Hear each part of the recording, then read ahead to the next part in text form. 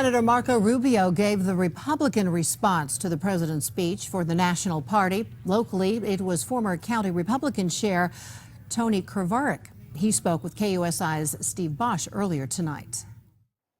Tony Krvaric has heard this song before. Many times, he says, over the last 4 years. Let's work together on taxes, on spending, and let's strengthen the economy to boost the middle class.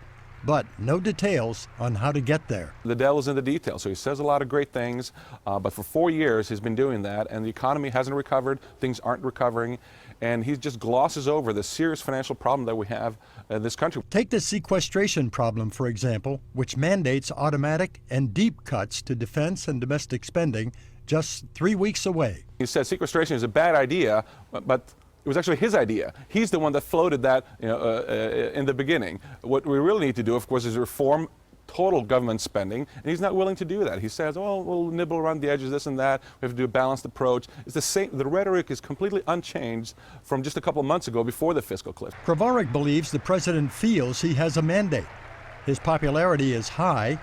He won re-election handily, and the Republicans are weakened. No surprise, there was no olive branch to Republicans. I didn't really see any. This man he sees himself as an imperial president. He talks about if Congress doesn't act on climate change, for instance, then he will do executive orders. So he's not going to sit around and wait. He feels emboldened, and so this is what we're dealing with. The difference in political philosophy between the two parties has never been wider. It's big government versus small government.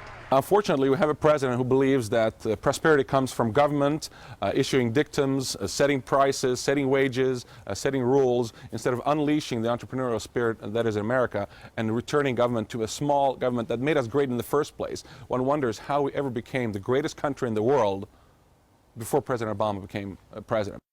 And going forward, Tony Krvaric says America is in for some very interesting times. Steve Bosch, KUSI News.